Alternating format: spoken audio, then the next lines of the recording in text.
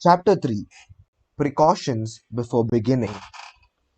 Now that I have succeeded, if succeeded I have, in persuading you to admit to yourself that you are constantly haunted by a suppressed dissatisfaction with your own arrangement of your daily life, and that the primal cause of that inconvenient dissatisfaction is the feeling that you are every day leaving undone something which you would like to do, and which, indeed, you are always hoping to do when you have more time.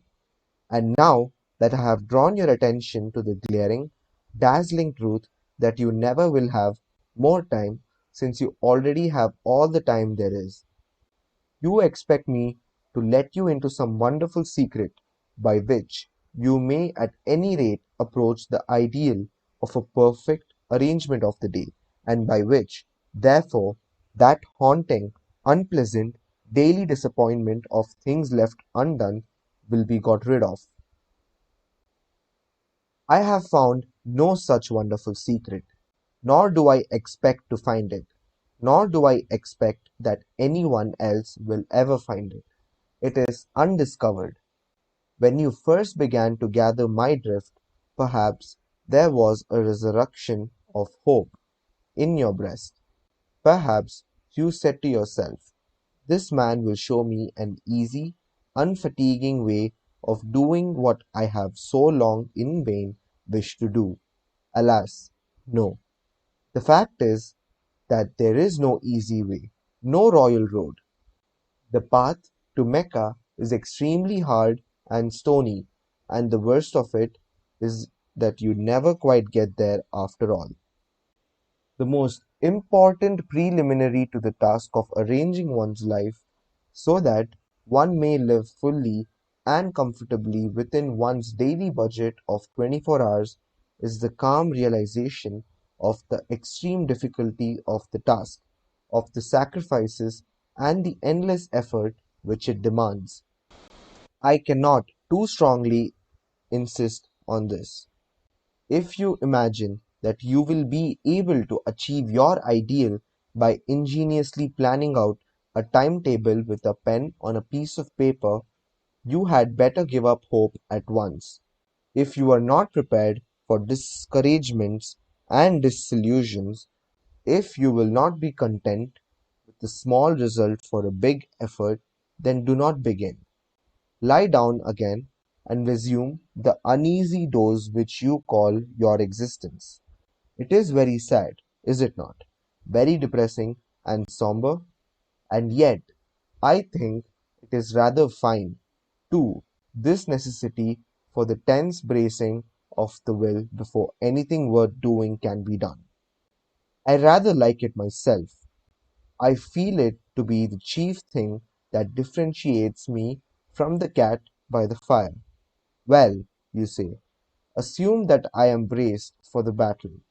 Assume that I have carefully weighed and comprehended your ponderous remarks. How do I begin? Dear sir, you simply begin. There is no magic method of beginning. If a man standing on the edge of a swimming bath and wanting to jump into the cold water should ask you, how do I begin to jump? You would merely reply, just jump, take hold of your nerves, and jump. As I have previously said, the chief beauty about the constant supply of time is that you cannot waste it in advance. The next year, the next day, the next hour are lying ready for you, as perfect, as unspoiled, as if you had never wasted or misapplied a single moment in all your career. Which fact is very gratifying and reassuring. You can turn over a new leaf every hour if you choose. Therefore, no object is served in waiting till next week, or even until tomorrow. You may fancy that the water will be warmer next week. It won't.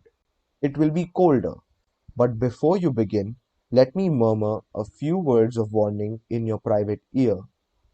Let me principally warn you against your own ardor. Ardor in well doing is a misleading and a treacherous thing. It cries out loudly for employment. You can't satisfy it at first. It wants more and more. It is eager to move mountains and divert the course of rivers.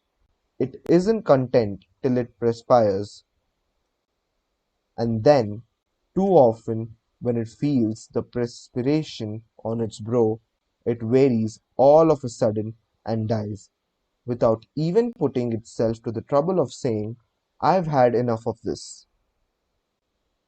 Beware of undertaking too much at the start.